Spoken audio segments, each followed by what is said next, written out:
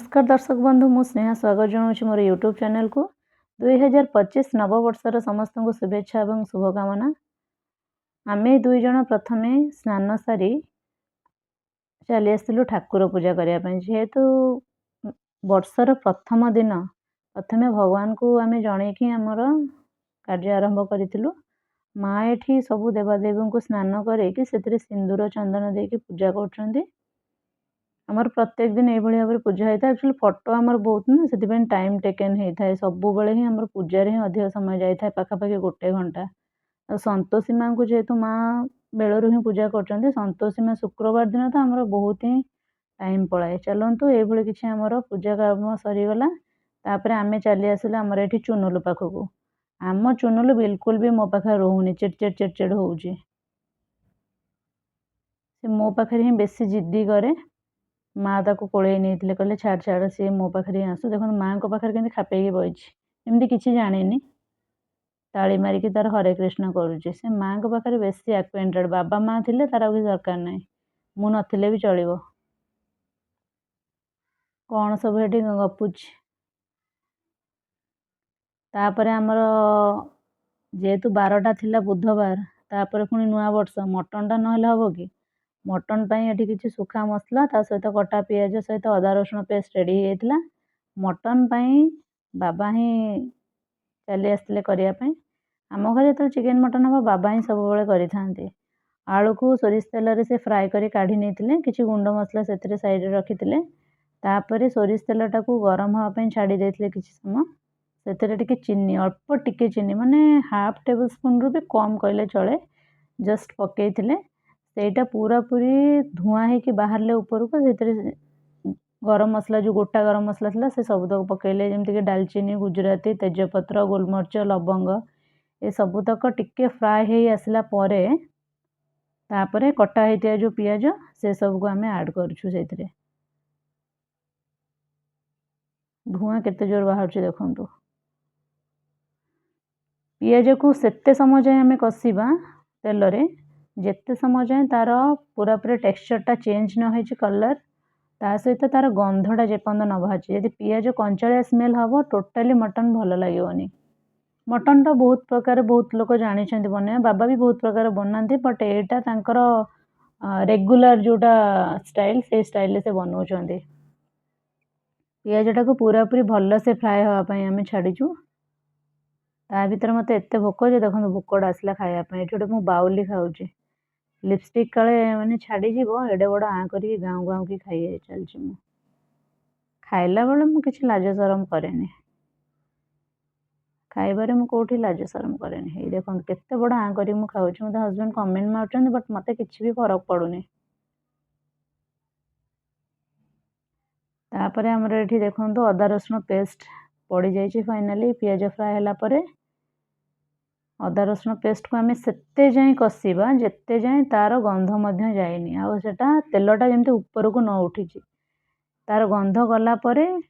Mutton गुड़ा actually size एत बड़ थी ना बाबा ताको पुणी काटिले काटिकी भलसे धोइले कहीं से कौ पानी धोते कौन नाई जना नाई ना और ये मटन को खायापी आम हजबैंड जाते राति 3टारू से वेट करके मटन आने मटनटा कषापी पाखापाखि समय लगी 35 ରୁ 40 मिनिट और से अदा रसुण पेस्ट और पियाज से सब को कषापी पाखापाखि सी भी जाइए 20-25 मिनिट। मटन खाया को जिते स्वाद रांधियापी भी से टाइम टेकन धैर्य नथिले मटन बिल्कुल भी भल लगे समस्त हाथ में मटन भल लगे। आम घर चिकेन मटन माने बाबा ही सब करती बेले बेले चिकेन मु करे बट मटन मु केबे करिनी। मटन आसला माने बाबा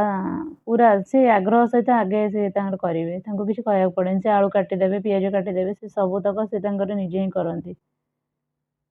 निजे कम खाइबे अन्य मानक एते सारा देवे जे मु तो खाई खाई मो पेट कहीं जाए। देखो तो ये मटन रू ना बहुत सारा पानी बाहर मु ये जो मटनटा ना एक्चुअली ये छोट खासीटा छोट खासी माने 10 किलो पाखापाखि एटा थी 10 किलो मांसटा बहुत माने एते हार्ड नथिला टिके कौलिया थिला मांस पानी केते बाहर देखु ए पानी जेते जाए न मरीची मांस सहित ना ये पूरा पूरा 25% ये बॉयल हो पूरापूरी सिझीगला तापर प्रेसर देकी गोटे सीटी आम देवु आलू से पर्यंत पकईबेनी जेपर्यंत प्रेसर रे मटन छड़ा जदि आलू एबेठू पकईदेवे ताले सेटा पूरापूरी बोहीजिव से बिल्कुल भी आलू रही मटन रो पीस गुड़ा देखो केते बढ़िया है। कंटा पीस बहुत ही कम देते तादर गोटे बोधे कलिजा गोटे आउ किसी चर्बी पीस थिला चर्बी तो मोर फेवरेट आ भितर चली आसला आमर चंडू दीदी एक्चुअली नाती हम मोर भी नाती ये आम चुनुलू को देखा आसला गोटे थंडा नहीं कि आसला जे मुझे कहली जी चुनुलू को देखो चुनुलू मामा को थंडा देवा पड़ो कहला ना ना चुनुलू मामा पीबनी बिल्कुल भी धरे ही देलानी मत से बटल कहे नाई नाई मुझे देवीनि क्या बाबा मागिले देलानी कि मु मागिले देलानी क्या भी से देलानी ता भीतर आम आसलु आमर मटन प्रिपरेशन पाई